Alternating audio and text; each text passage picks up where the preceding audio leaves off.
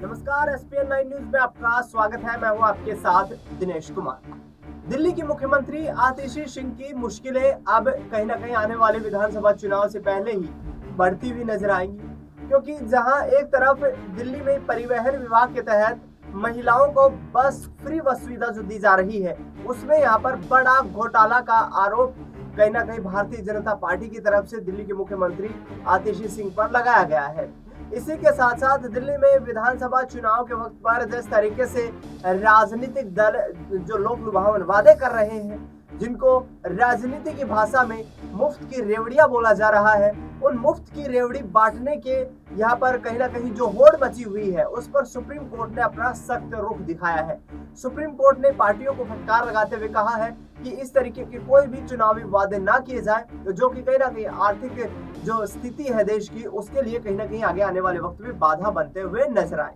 लेकिन दिल्ली की मुख्यमंत्री आतिशी सिंह जो इस पूरे मामले में घिरती हुई नजर आ रही है, इसके साथ साथ दिल्ली के पूर्व मुख्यमंत्री आम आदमी पार्टी के राष्ट्रीय संयोजक अरविंद केजरीवाल किस तरीके से भारतीय जनता पार्टी को विधानसभा चुनाव से पहले आईना दिखाने में लगे हैं, बीजेपी को जबरदस्त तरीके से फटकार लगा रहे हैं। सुनिए जरा। इस सब से बीजेपी बुरी तरह से बौखला गई है और अभी 3 या 4 दिन पहले हमें अपने सूत्रों से पता चला है कि ईडी, सीबीआई और इनकम टैक्स तीनों एजेंसीज की मीटिंग हुई है और उस मीटिंग में ऊपर से आदेश आए हैं कि कुछ भी फर्जी केस करके दिल्ली की सीएम आतिशी जी को गिरफ्तार किया जाए।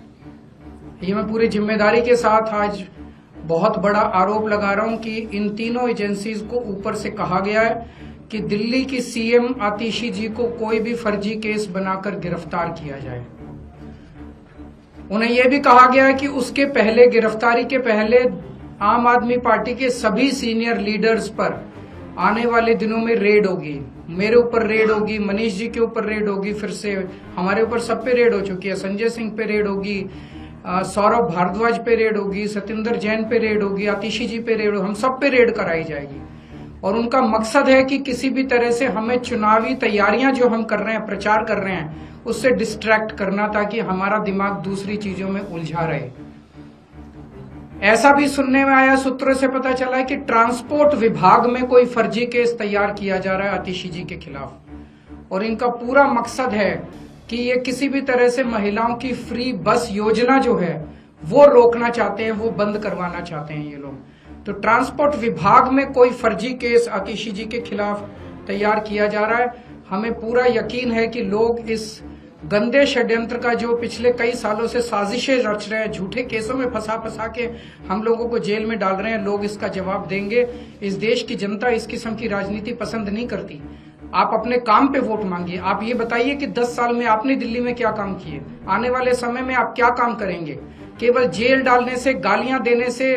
तो सुना आपने, अरविंद केजरीवाल और आतिशी सिंह ने बीजेपी पर चुनाव से पहले ही हार की बौखलाहट का आरोप लगाते हुए कहा कि भारतीय जनता पार्टी चुनाव में कहीं भी आम आदमी पार्टी को टक्कर नहीं दे पा रही है और इसके चलते अब जुमलों का सहारा लेकर झूठे केस लगाकर आम आदमी पार्टी के दिग्गज नेताओं को फंसाए जाने की साजिश रच रही है। देखना ये होगा कि अब आगे की रणनीतियां किस तरीके से तैयार होती है और क्या वाकई में अब आतिशी सिंह जेल की सलाखों के पीछे जाने वाली है। फिलहाल इस खबर में इतना ही।